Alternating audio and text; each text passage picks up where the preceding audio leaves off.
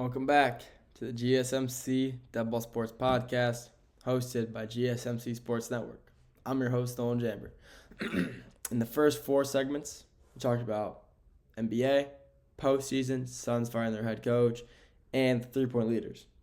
Last segment, the Masters, we talked about that. It was the Masters, had to talk about the Masters. And the fifth and final segment for today, the Detroit Tigers, the Detroit Gritty Tigers. The Detroit Tigers are one of the best stories in sports right now. I love it.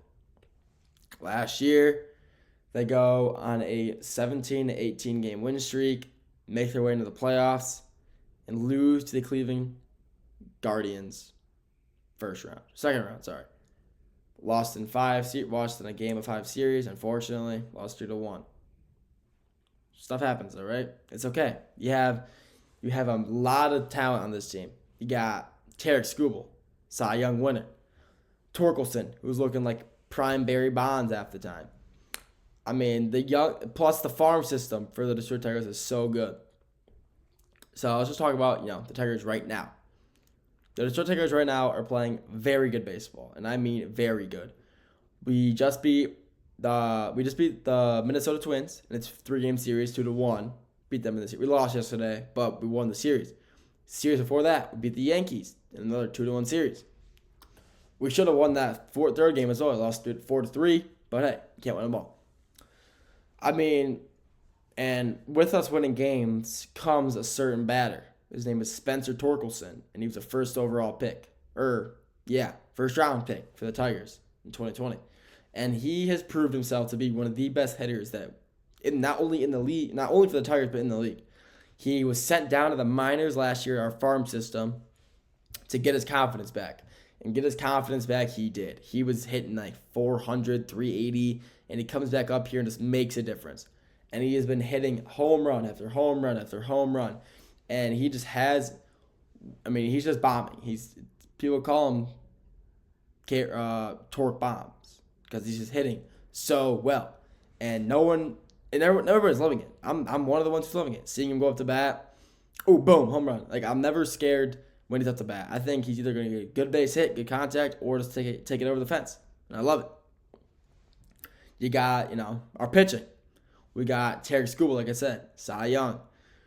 One of the best, probably, in my opinion, the best pitcher in the MLB, but no one's going to talk about that because no one just wants to. People just want to talk about Paul Skeens. Paul Skeens for the Pirates.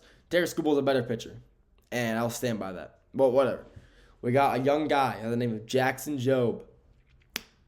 He just came out of the farm system, started his first career game last year, and has had a very good season to start his career so far. He's playing very good at the start of the season. He's very young. He throws fast. He throws hard, and his balls have a lot of movement to him. And the way that he's pitching right now is very good for the Detroit Tigers.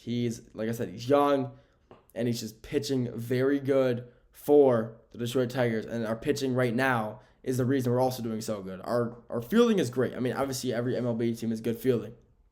But if you don't have a good pitcher, your fielding really comes into question. But our pitchers like Jackson Jobe and Tarik Skubal are so good, we hardly ever need our fielders to make plays. Yeah, we do, obviously, but a lot of the times while they're up, on the mound, throwing, pop fly or easy ground ball. I love it, and that's why the pitchers in Detroit are playing so well for us right now. We got one of the best young players in the MLB, Max Clark, in the farm system as well. Max Clark is a top 3 pick in 2023 MLB draft. And he has proved why. He's playing right now in the farm. He's playing for one of the teams in Michigan. I think it's the Double-A team. And he has proved why he's a third overall pick. He's averaging 380. He's hitting. He's feeling great. And he's just young, and he's fast, and he's physical. He makes plays in the field. He makes plays when he's out to bat. I mean, he's just an all-around player making plays that we need him to. And Max Clark has done a lot for the minor league team. And when he eventually gets called up this year, because he will get called up this year, it's just a matter of time. Probably before All-Star break, hopefully, if we need him. But he's going to be an immediate impact for the Tigers when he inevitably does get called up because of just how good he is. He'll be like a Jackson Jobe type of guy, making an immediate impact and helping the Tigers win baseball games. And I'm more than excited to see him come up, make a difference, and help the team win games and make another playoff push come the end of the year. One guy I do want to talk about. One guy on the Tigers who I absolutely love. I've loved my entire career. Not just because we have a number that I share, that he wears the number that I used to wear in football and baseball, but because I like him as a player. Also, we play the same position in baseball. 28, Javier Baez. Javier Baez is playing some phenomenal defense and hitting a lot better than people are giving him credit for. Javier Baez is making plays all around the infield this year and in the outfield. We had him in that one game, and we had him in center field when we were up 6-0 on the Yankees.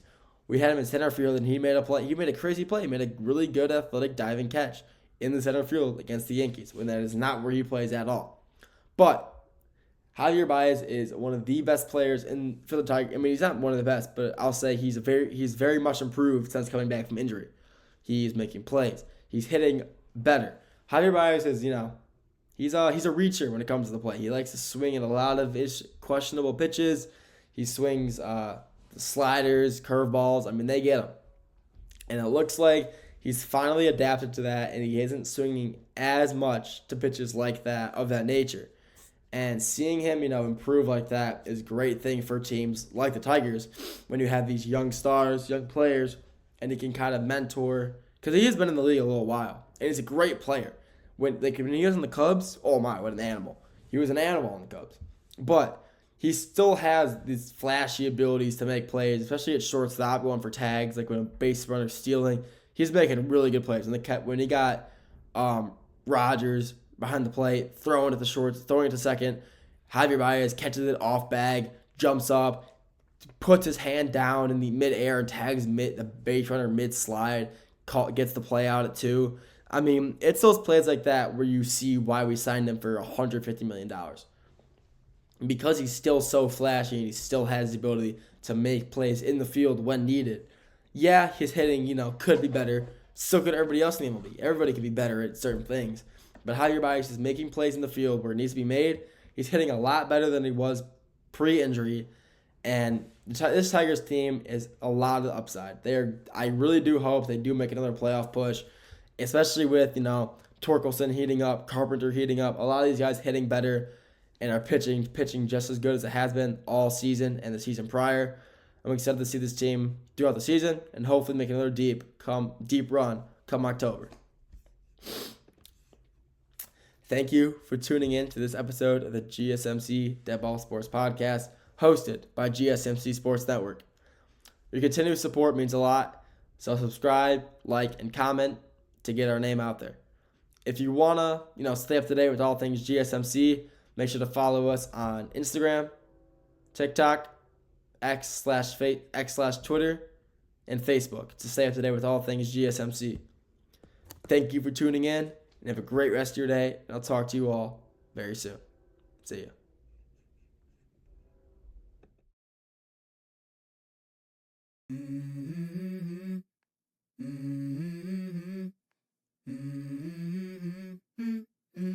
Let's go. I wake up to a little bit of drool on my pillow, feel like it's gonna be a bad day. Yeah, I'm tired of shit, and the coffee ain't hit yet, damn, ain't that great. I don't wanna go to